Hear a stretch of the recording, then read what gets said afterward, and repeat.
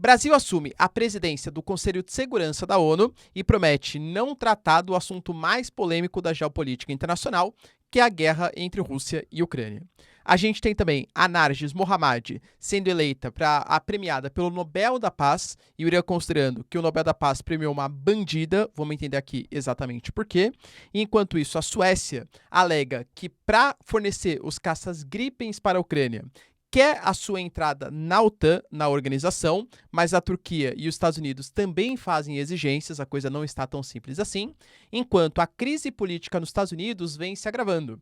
Para vocês terem uma noção, não é brincadeira, o Trump, ele pode assumir o cargo como presidente da Câmara dos Estados Unidos depois da saída do Kevin McCarthy, e o Biden, depois de uma série de críticas, anuncia: a gente vai aumentar o muro na fronteira entre México e Estados Unidos. O Trump, inclusive, falou: Biden, peça desculpa para mim.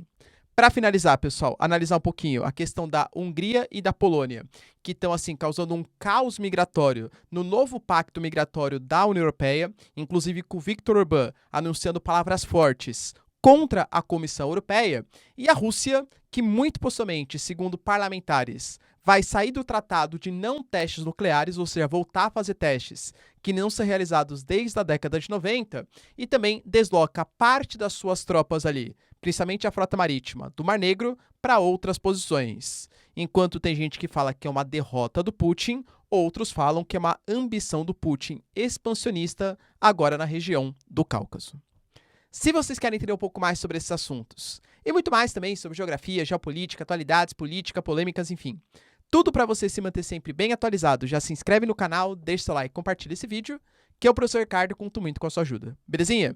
Pessoal, para quem não me segue no Instagram, hein, @prof_Ricardo Marcílio, me segue lá. E caso você queira ter acesso ao curso mais completo de Geografia, Geopolítica e Atualidades, link na descrição. Belezinha? Pessoal, para quem não sabe, tá? Ontem eu participei do podcast Ciência Sem Fim, com um dos meus ídolos, tá? Que é o Sacani. Pô, se você quiser, pessoal, dá uma moral lá, tá? Dá uma comentada, pô, eu gosto do Ricardo Marcílio e tal, e vê lá que é uma conversa de quase 3 horas, então dá para desenvolver um pouco mais o raciocínio do que os vídeos aqui relativamente curtos que eu gravo para vocês. Beleza? Dá uma força lá, hein, pessoal? Então, bora lá pro vídeo, ó. Seguinte.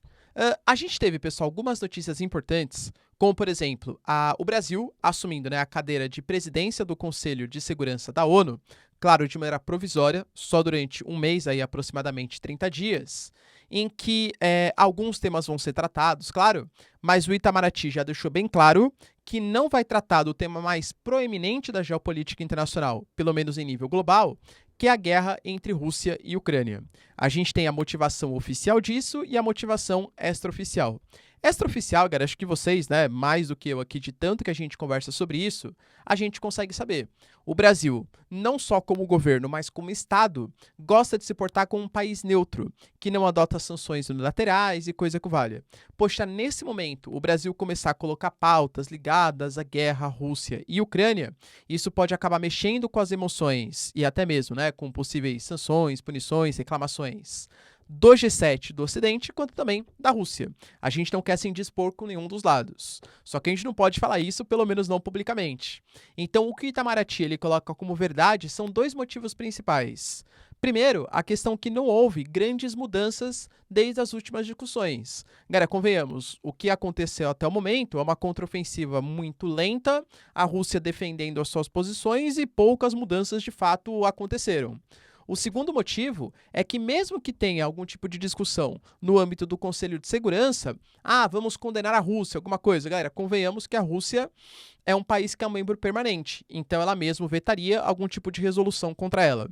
Então o Brasil falou que vai se focar em alguns temas mais ligados a países periféricos, a países do sul global, que também precisam de atenção. Segundo o Itamaraty, tá?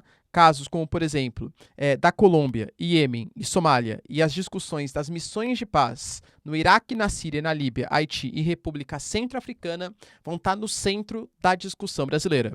Então o Brasil também vai querer se colocar, né? Além de estar aquela pitadinha que quer fazer parte do Conselho de Segurança Permanente da ONU, ou seja, aprovar uma reforma, também vai colocar em pauta os países do sul global. É questão também de não querer se comprometer. A gente teve, pessoal, anúncio da vencedora do Nobel da Paz. Inclusive, é a 19ª mulher, enquanto 92 homens já foram eleitos, né? Foram premiados, inclusive, com o Nobel da Paz. Dessa vez, foi uma moça chamada de Narges Mohammadi. Ela é uma ativista dos direitos humanos e que luta, pessoal, pela liberdade das mulheres, pelo direitos humanos ali no Irã, que inclusive é um dos países, nem posso falar essas palavras no YouTube, né? Mas que tem o maior número per capita de penas de morte, né? Enfim, tananã, que vocês sabem o que eu tô falando, tá? Então ela luta bastante contra isso também. E a gente sabe que ela ficou muito mais, já era famosa, né?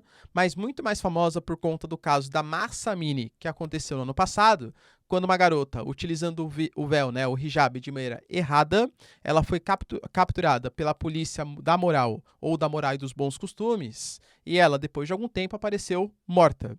Pessoal, a polícia, né, alega que na verdade não foi a polícia, foi um ataque cardíaco. Até mostraram um vídeo de alguém, de fato, né, aparentemente tendo um ataque, só que nem mostrava exatamente que era o rosto e tal, e suspeita-se que tenha sido, claro, agressão, enfim, que ela tenha sido maltratada. A gente teve um caso que eu até noticiei para vocês ontem, de uma garota também, que ela está em estado, pessoal, grave, gravíssimo, porque também ela estava usando a sua vestimenta islâmica de maneira errada, e ela tomou ali, galera, uma porrada da polícia da moral, tá?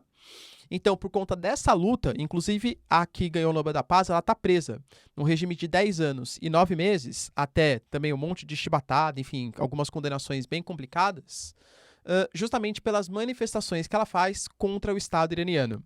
O Irã, pessoal, por motivos óbvios, reclamou dessa nomeação e inclusive falou que o Nobel da Paz está premiando uma bandida. E aí, pessoal, será que sim? Deixa aí nos comentários. Outra notícia, pessoal, que movimentou bastante está ligada à questão da Suécia. A gente sabe que a Suécia está praticamente confirmada na OTAN, mas ainda não está, ao contrário da Finlândia, que aí sim, né? Tem dois países hoje que ainda estão emperrando a entrada da Suécia na organização: Turquia e Hungria. A Turquia inicialmente falava que era porque a Suécia tinha muitos membros ali do PKK, membro dos curdos, e também porque existia uma série de manifestações anti-islâmicas, queimando o livro religioso e coisa que valha. Cara, isso meio que, entre aspas, já foi superado, só que a Turquia alega que para a Suécia entrar, duas coisas pelo menos precisariam acontecer. Um início de uma negociação da entrada da Turquia na União Europeia, coisa que eu ouço falar, pessoal, desde que eu era estudante do ensino fundamental, tá? Aparentemente o Erdogan, mesmo com esse pedido, já se deu conta que não vai acontecer e falou que a Turquia não precisa da União Europeia, mas também um reforço dos Estados Unidos. Os americanos, pessoal, sancionaram bastante os turcos, tanto pela briga, porque supostamente os Estados Unidos abrigavam a liderança dos curdos, quanto também por conta da compra de um sistema de defesa, pessoal, da Rússia, sendo que a Turquia é um país da OTAN. Então a Turquia alega que para aceitar a Suécia, ela precisa receber os F-16 dos Estados Unidos. Os Estados Unidos condiciona a entrega dos F-16 a algumas promessas turcas, como por exemplo a entrada da Suécia na organização. E a Suécia, percebendo, galera, que está no meio do olho do furacão, também falou, olha, a gente sabe que a Ucrânia hoje, o principal desnível que existe é em relação aos ataques ou às defesas aéreas. Então a Ucrânia precisa dos nossos caças Gripen. Poxa, tudo bem, eu posso fornecer, mas com uma condição. Vocês têm que aceitar a Suécia na OTAN. É claro que é uma espécie de chantagemzinha, mas a Suécia alega que não, que na verdade, como ela vai estar interferindo diretamente no conflito, se a Suécia não estiver na OTAN, a Rússia poderia atacar a Suécia. Ou seja, eu só forneço os Gripen, que são tão necessários para a contraofensiva ucraniana se vocês aceitarem a Suécia na organização. Então percebe, né, galera? Geopolítica é isso. A Suécia coloca algumas condicionantes, a Turquia também, os Estados Unidos também, e a gente está meio brecado, emperrado nessa questão da entrada da Suécia. Polônia e Hungria, pessoal, vale lembrar, tá? São dois países que antes do início da guerra estavam sendo considerados como os patinhos feios, entre aspas, da OTAN e da própria União Europeia.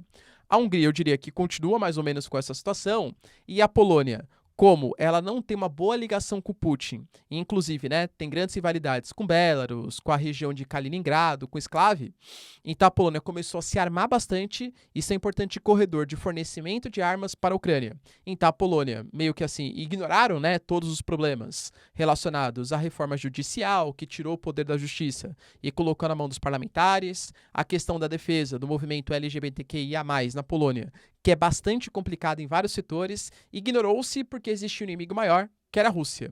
Mas um ponto ainda está emperrando essa aproximação da Polônia com a União Europeia, que é a questão do pacto migratório. E eu citei para vocês, pessoal, a Polônia está em pré-período eleitoral.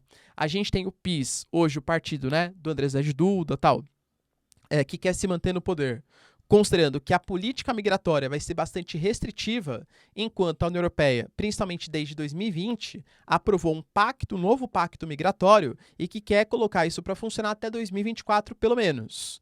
Qual é a ideia? Fazer com que tenha uma espécie de fundo de financiamento para os países mais fronteiriços receberem esses imigrantes. Então a ideia é o seguinte, ó, a União Europeia ela tem um compromisso social, histórico, porque grande parte dos conflitos que causam as migrações, tanto na Ásia quanto na África, foram motivadas pelos europeus. Dividir para conquistar, imperialismo europeu. Então a Europa tem uma certa responsabilidade histórica. Então a União Europeia considerou que é essencial receber esses refugiados ou parte desses imigrantes, só que isso tem que ser dividido entre todos os países, não só entre os países fronteiriços. Exceto, o problema está no exceto, né? Se esses países não quiserem receber os imigrantes, os mais interioranos, aí eles repassariam fundos para que Grécia, Itália, Espanha, Polônia, enfim, né, Hungria, países que estão mais na fronteira, na borda da União Europeia, recebessem esses refugiados.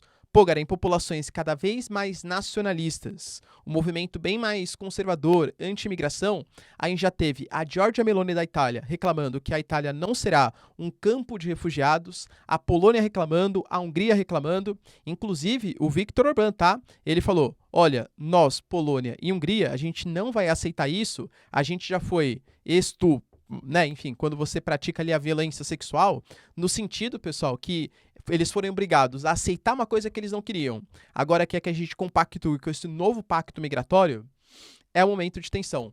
Pessoal, com a Hungria e com a Polônia, com esse não defesa dessas pautas mais sociais, muito comuns à União Europeia, e não querendo o pacto migratório, talvez não seja para agora, porque existem coisas mais importantes a serem discutidas. Mas vale lembrar que já discutiu-se antes da guerra até um Polexit, ou seja, uma possível saída da Polônia da União Europeia. Que os Estados Unidos, pessoal, tá um caos político, a gente já vem discutindo aqui há um bom tempo, né?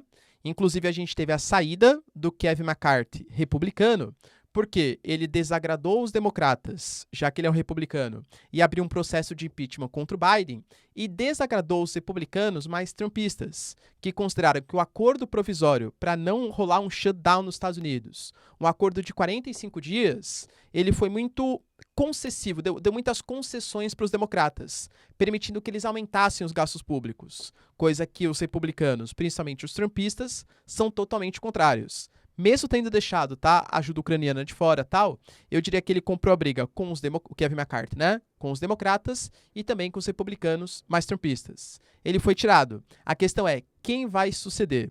E por incrível que pareça, pessoal, não é brincadeira, tá? Existe um movimento muito forte dentre os republicanos, principalmente esses mais trumpistas, de que o Trump assuma o cargo de presidente da Câmara dos Estados Unidos. E ele, em entrevista à Fox News, garantiu que ele pode sentar, não tem nenhum problema, que ele assumiria esse cargo com todo bom gosto, visto que os Estados Unidos precisam dele. Seria uma coisa provisória, de 60 a 90 dias, enquanto não tem uma nova votação para a presidência, para a nomeação de um novo presidente da Câmara, mas ele assumiria de maneira provisória. Professor, mas ele nem deputado é. Pois é, nos Estados Unidos não existe essa lei. Era qualquer um, entre aspas, né? Mas você não precisa ser um deputado para assumir o cargo de presidente da Câmara dos Deputados. Aqui no Brasil precisaria, né? Por exemplo. Então ele poderia assumir de maneira provisória até a nomeação de uma próxima figura.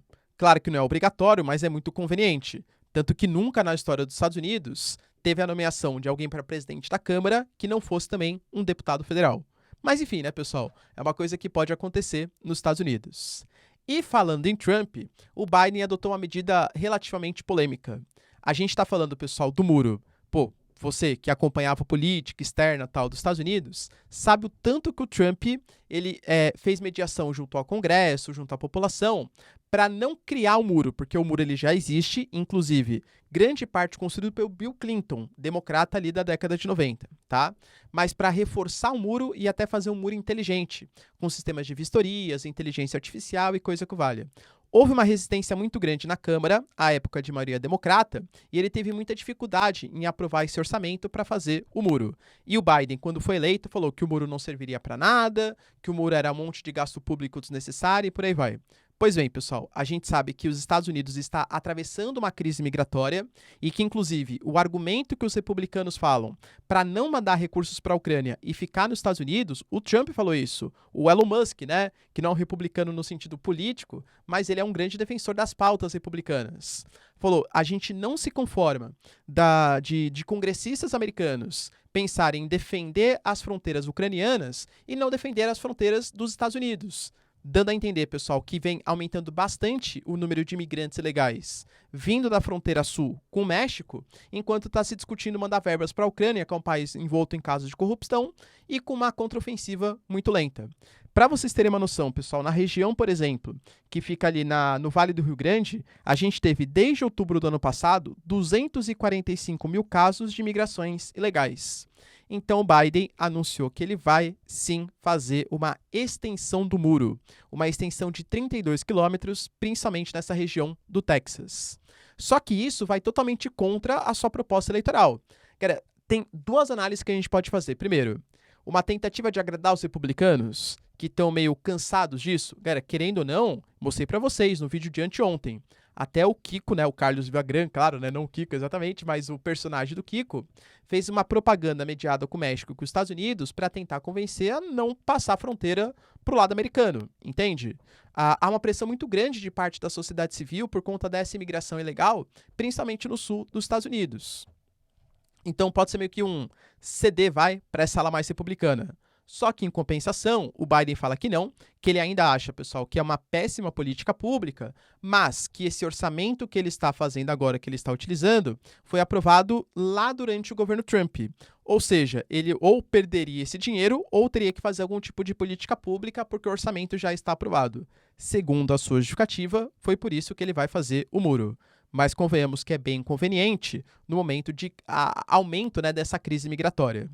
O Trump, que não perde a oportunidade, já falou, Biden, você sabe, né, que só existem duas coisas que funcionam no mundo, rodas e paredes. Biden, você vai ter que pedir desculpa por ter demorado tanto para instalar a minha política pública. Eu, particularmente, pessoal, aí já deixa de ser informação para ser opinião, né? Acho que é um tiro no pé do Biden, né? Cara, convenhamos, fazer uma política fortemente relacionada com o Trump às vésperas da eleição, penso eu que é um tiro no pé. Ele alega que é por culpa do Congresso. A gente teve, pessoal, também, até falei para vocês ontem, hein, a Rússia cogitando sair de um tratado assinado em 1996 que proíbe ou dificulta demais a realização de testes nucleares. Para vocês terem uma noção, o último teste que a União Soviética fez foi em 1990 e os Estados Unidos lá em 1992, enquanto durante toda a Guerra Fria a gente teve mais de 2.000 testes sendo realizados só pelos Estados Unidos e pela União Soviética. Esse tratado foi assinado em 1996 e a gente teve, pessoal, uma série de países assinando, só que, em compensação, alguns não ratificando o tratado. E um desses que não ratificaram foram justamente os Estados Unidos. A Rússia alega que, nesse momento, meio que perdeu a razão da proibição de testes nucleares, porque existe, segundo a Rússia, claro, né? Bruxelas e Washington, ou seja, União Europeia e Estados Unidos, está avançando contra a gente e a gente precisa se defender. O Putin, que tinha falado, pessoal, que a sua nova arma, né, a Burevestnik, que é aquele míssil de cruzeiro com propulsão nuclear, capacidade nuclear, que pode chegar a milhares de quilômetros, inclusive a própria Rússia fala, tá, em instalar ele próximo do Ártico, porque ele poderia pegar em todos os pontos dos Estados Unidos, a gente está falando de equipamentos nucleares, entende? Então, o próprio representante da Duma, do parlamento russo, falou que essa legislação ela pode ser alterada, ela pode ser mudada e a Rússia pode voltar a realizar testes nucleares. Mas a gente pode, pessoal, também, né, enquanto isso seria uma espécie de vitória, analisar também uma derrota da Rússia. Em que sentido? A gente sabe que a Rússia tem ali na região de Sevastopol a sua frota marítima na região do Mar Negro, extremamente poderosa e uma referência na posição da Crimeia. Só que a gente sabe também que a Ucrânia realizou fortíssimos ataques, destruindo a sede da frota russa no Mar Negro e, segundo informações da Ucrânia, 16 embarcações também. E aí, pessoal, por conta desses ataques, a gente teve o deslocamento, segundo imagens de satélite por fontes do Wall Street Journal, o deslocamento de parte dessa frota tanto para a região de Krasnodar quanto também para a região da Abkhazia. Vamos falar um pouquinho sobre elas daqui a pouco, tá? Professor, mas por que exatamente esse deslocamento está acontecendo? Existem duas análises possíveis, uma mais pró-Ucrânia, outra mais pró-Rússia. A pró-Ucrânia está relacionado, pessoal, a uma dificuldade da Rússia mesmo. A gente sabe que a Ucrânia, os principais ataques que conseguiram ser feitos foram com drones e que representaram perdas importantes para a Rússia. Se não tanto do ponto de vista material, talvez até sim, tá? Mas com certeza do ponto de vista moral. Ou seja, o Putin não conseguiu defender uma região que era de óbvio ataque. Cara, nem eu, né, que não sou general, referência militar, saberia que a frota russa do Mar Negro seria um dos pontos mais fáceis de ser atacados, até porque faz parte da Crimeia e é uma região extremamente estratégica para o ataque dos russos. Estima-se que 25% dos mísseis que atacaram a Ucrânia durante a ofensiva russa vieram da região de Sevastopol, entende? Então, óbvio que seria atacado e mesmo assim a Rússia não conseguiu defender. Mas a gente pode fazer também uma outra análise.